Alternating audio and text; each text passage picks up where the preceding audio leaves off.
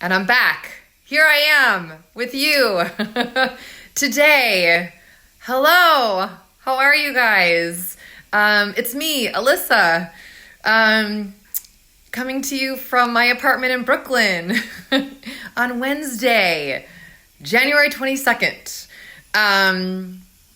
I just want to thank everyone who has watched the replay and who was there live with me yesterday in my online workshop, how I overcame pain, fatigue, and negativity, and how you can too. I am just super grateful that you took the time to join me. And if you haven't, head on over to my page, Alyssa at Wellness HQ. And there's two parts of it.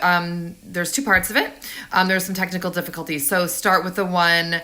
It's pretty self-explanatory. Part 2 says part 2 above the video. But hopefully there's some really insightful and helpful and motivating tips and really simple, actionable steps that you can take and in your life, and also things to contemplate as you are working to make changes in your life and different areas of your life. Would also love your feedback on it. So if you watched it or after you watch it, please be in touch. Would really love to continue to evolve that workshop and just hear what you think and hear where you're at. So thank you. So my name is Alyssa. I'm a nutritional therapist and wellness coach, and I am here live every day in January, sharing a positive affirmation from one of my teachers, Louise Hay, from her daily I Can Do It calendar, and giving my reflections on them. So, see what today's is. All right, so this was yesterday, of course. Okay, it's always so fun to rip off the new day. All right, here we go. Ooh. All right, so please say this out loud with me or say this in your mind silently. Take a screenshot if it resonates with you and you want to meditate on it. Today, I lovingly speak up for myself. I attract respect.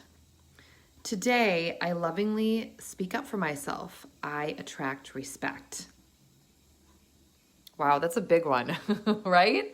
I think that's a big one. I certainly, that's so interesting. Those two sentences, when I, take them apart, it's kind of like interesting. Like, so is it like if you're not speaking up for yourself, you're not attracting respect? That's an interesting thought. I don't necessarily think that's so, but I want to focus on the first sentence today. I lovingly speak up for myself. So it's good for Louise Hay putting in that word lovingly, right? It could have just said, today I speak up for myself. I attract respect. But it says, today I lovingly speak up for myself. So for me, that really encourages, me and us to come from a place of love and authenticity and not a place of anger or fear. So just adding that word lovingly is beautiful, right? It's really beautiful because I think that,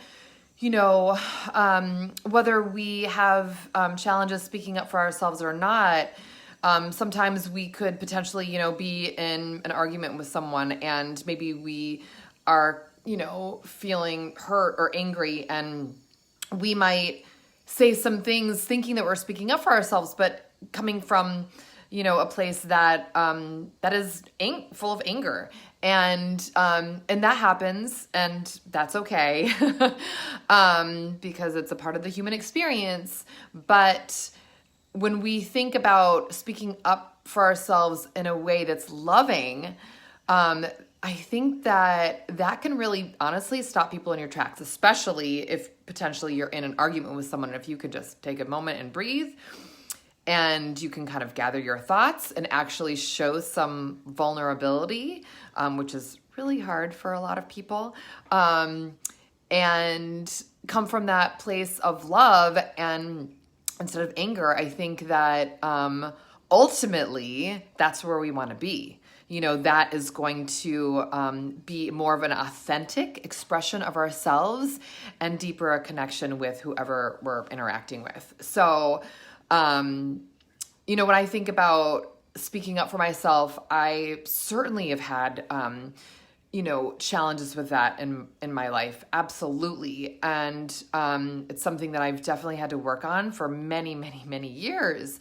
Some of us, it does come more naturally to just say what's on our mind and say what we, speak up for ourselves. But I was just actually this morning during yoga, I was listening to this podcast where Brene Brown was being interviewed. And if you don't know who she is, I am so excited to introduce you to her. Run over to the internet and type in Brene Brown TED Talk on vulnerability in YouTube and watch it. It's life-changing. So, but she was, oh gosh, I'm trying to get this right. I didn't finish the interview yet, but she was talking about this sense of belonging in one of her books, Braving the Wilderness, and how the opposite of belonging is, oh gosh, I'm not gonna remember it.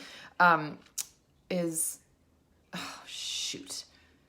opposite of belonging is not what you'd expect. Oh gosh, I might have to look it back and then post it in the group because it was so interesting. It was something basically like you're trying to fit in. If you just try to fit in and just kind of go along with the crowd, and if you see someone getting hurt, in grade school or high school, or even now, someone's being mean to someone, you don't kind of like stand up, for that.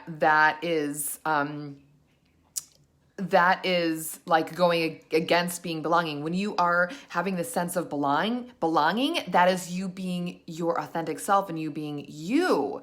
And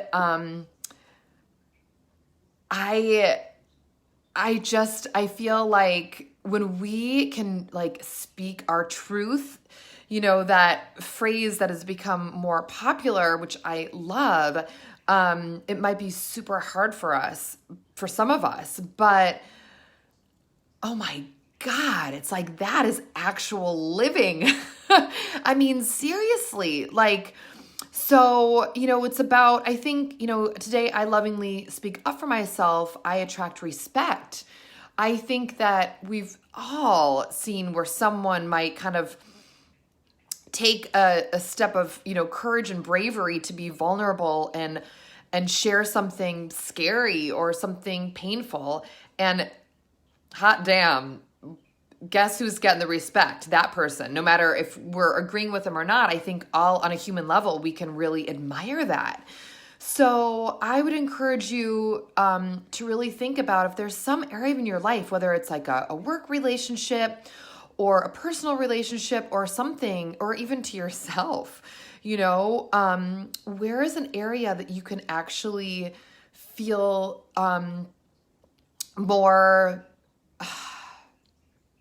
able to speak up for yourself and speak your truth. And if it's something that has been hard for you, just really, I am here to support you in trying that, because I think as scary or putting us in a vulnerable position, ultimately, when we are able to fully just be honest about who we are and what we want and what we deserve, there is such, like, we can just, literally that is living. That is like deeply connecting with yourself and your needs.